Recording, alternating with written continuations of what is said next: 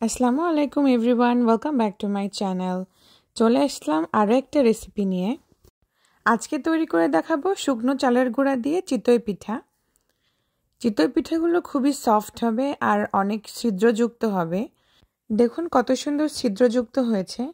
আমি যেহেতু ইউএসএতে থাকি, এখানে ভেজা চালের গুঁড়া ওভাবে পাওয়া যায় না, তাই সবাই চেষ্টা করে শুকনো চালের গুঁড়া দিয়ে পিঠা তৈরি করতে। তো আজকে আমি শুকনো চালের গুঁড়া দিয়ে এই পিঠাটা তৈরি করে দেখাবো। সাথে আমি দেখাবো চাটনি তৈরি করা আর কিভাবে আপনি দুধে ভিজাবেন চিতই পিঠা, সেই রেসিপিটাও থাকছে।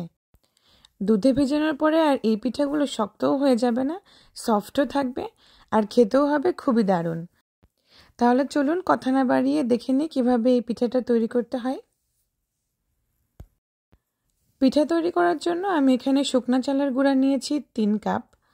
প্যাকেটে যেই রাইস ফ্লাওয়ার নামে চালের গুঁড়া পাওয়া যায় ওটা দিয়েই তৈরি করে দেখাবো।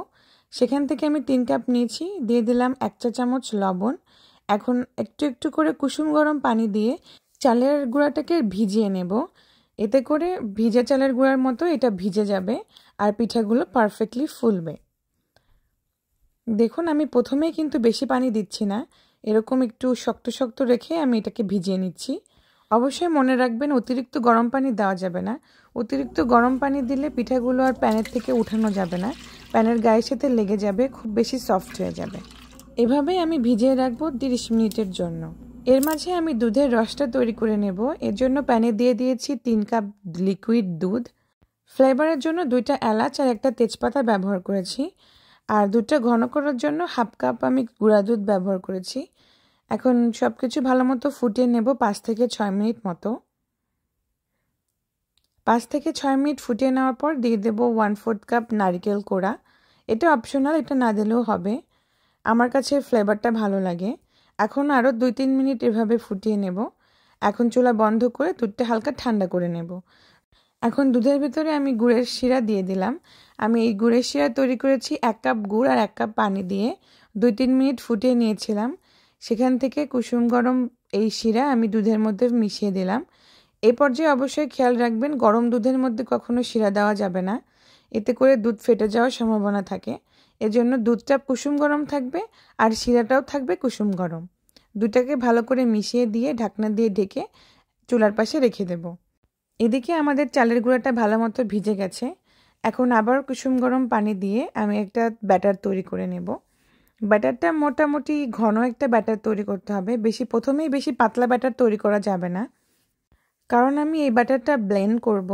ব্লেন্ড করার ফলে ব্যাটারটা একটু পাতলা হয়ে যাবে, এজন্য প্রথমে একটু মোটা এরকম ঘন দেখে একটা ব্যাটার তৈরি করে ফেলতে হবে। আমি এই ব্যাটারটা ব্লেন্ড করছি ব্লেন্ডার জার দিয়ে। আপনারা চাইলে হ্যান্ড ব্লেন্ডার দিয়েও করতে পারেন, আবার চাইলে হ্যান্ড উইক্স দিয়েও করতে পারেন। সেক্ষেত্রে সময়টা একটু বেশি লাগে, আবার হাত দিয়ে করতে গেলেও সময়টা বেশি লাগবে, প্রায় 15 থেকে 20 মিনিট আপনাকে ফাটাতে হবে। কিন্তু ব্লেন্ডারে করলে তাড়াতাড়ি এই কাজটা হয়ে যায়, এই জন্য আমি ব্লেন্ড করে নিলাম। এখন দেখুন ব্যাটারটা অনেকটা পাতলা হয়ে গেছে। এরপরেও যদি আপনাদের ব্যাটার একটু ঘন থাকে তাহলে হালকা একটু পানি দিয়ে আপনি ব্যাটারটা তৈরি করে নেবেন। ঠিক এরকম একটা কনসিস্টেন্সির ব্যাটার হবে।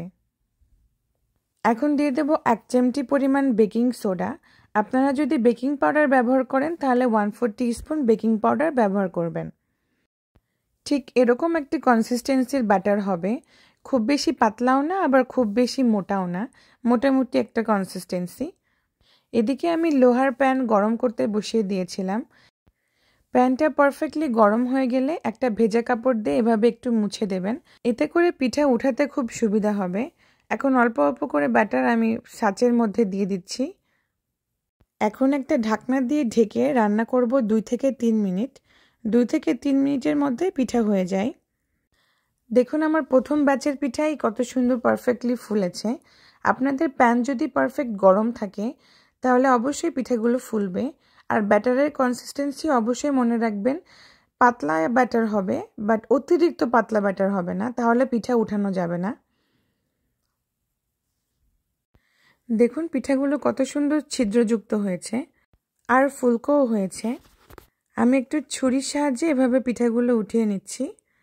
এখন প্রতি ব্যাচ পিঠা দেওয়ার আগে অবশ্যই একটা ভেজা কাপড় দিয়ে এভাবে একটু মুছে নেবেন, তাহলে পিঠা উঠাতে খুব সুবিধা হবে, পিঠাগুলো পারফেক্টলি উঠে আসবে। এখন আমি সেকেন্ড ব্যাচের পিঠাগুলোও দিয়ে দিচ্ছি।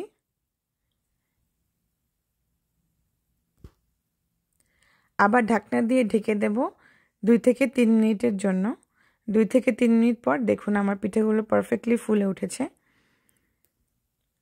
এভাবে আমি সবগুলো পিঠা বানিয়ে নেব। পিঠাগুলো খুব গরম প্যানের ভেতরে দিলে পিঠাগুলো এরকম ফুলকো হয়, আর যদি একটু বেকিং পাউডার বা বেকিং সোডা ব্যবহার করেন তাহলে পিঠাগুলো এরকম ছিদ্রযুক্ত হবে। এতে করে আপনার রস পারফেক্টলি পিঠার মধ্যে ঢুকবে আর পিঠাগুলোর ভেতরে অসংখ্য জালি যুক্ত হবে। এখন গরম গরম পিঠা আমি রসের ভিতরে দিয়ে দিচ্ছি। এখানে রসটা কুসুম গরম রয়েছে আর পিঠাগুলো গরম রয়েছে। এভাবে পিঠাগুলো রসের ভিতরে দিলে পারফেক্ট পিঠার ভিতরে রস ঢুকে। পিঠাগুলো ঠান্ডা অবস্থায় রসের ভিতরে দিলে অনেক সময় রস ঢুকতে চায় না, তাই চেষ্টা করবেন গরম গরম অবস্থাতেই রসের ভিতরে দিতে। একটা করে পিঠা বানাবেন আর রসের ভিতরে দেবেন। এই তো আমার সবগুলো পিঠা বানানো শেষ। আমি এখানে অর্ধেক পিঠা রসে ভিজিয়েছি আর অর্ধেক পিঠা চাটনি দিয়ে খাওয়ার জন্য রেখে দিয়েছিলাম। আমার হাজবেন্ড খুব পছন্দ করে ধনেপাতার চাটনি দিয়ে খেতে। আমি যেভাবে ধনেপাতার চাটনি তৈরি করি আমি সেটা আপনাদের সাথে শেয়ার করছি। আমি কাঁচামরিচ, পেঁয়াজ আর রসুন এখানে অল্প একটু ভাপিয়ে নিয়েছি 1 মিনিট মতো, এতে করে অতিরিক্ত কাঁচা ভাবটা চলে যায়। এখন দিয়ে দিচ্ছি 1 মুঠ ধনেপাতা আর 1 টেবিল চামচ সরিষার তেল। লেবু রস দিয়ে দেব 1 টেবিল চামচ, আর দিয়ে দিচ্ছি লবণ স্বাদ মতো। এখন অল্প একটু পানি দিয়ে আমি এটাকে ব্লেন্ড করে নেব। ব্লেন্ড করে নিলেই তৈরি হয়ে যাবে আমাদের ধনেপাতার চাটনি। এই চাটনিটা দিয়ে পিঠা খেতে খুবই ভালো লাগে। আপনারা একবার হলেও বাসায় ট্রাই করেন, ইনশাল্লাহ পছন্দ হবে। এখন চলুন দেখাই রসের ভিতরে যে চিতই পিঠাগুলো ভিজিয়ে রেখেছিলাম সেগুলোর কি অবস্থা। আমি এই পিঠাগুলো ভিজিয়ে রেখেছিলাম 4 থেকে 5 ঘন্টা। দেখুন পিঠাগুলো ফুলে রসে টইটুম্বুর হয়ে গেছে। চলুন এখন সার্ভ করে দেখাই। দেখুন কত সুন্দর হয়েছে, একটা পিঠাও ফেটে যায়নি আর পিঠাগুলো খুবই নরম আর সফট হয়েছে। এখন চলুন কেটে দেখাই পিঠাগুলো কতটা নরম হয়েছে।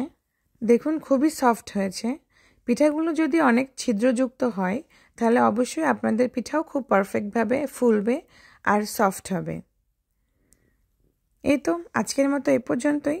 আশা করি আমার এই টিপসগুলো আপনাদের কাজে আসবে, আপনাদের কাছে ভালো লাগবে।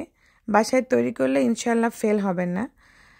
দেখা হবে নেক্সট ভিডিওতে অন্য কোনো রেসিপি নিয়ে। আর আমার এই ভিডিও ভালো লাগলে অবশ্যই আমার চ্যানেলটিকে সাবস্ক্রাইব করবেন। ধন্যবাদ।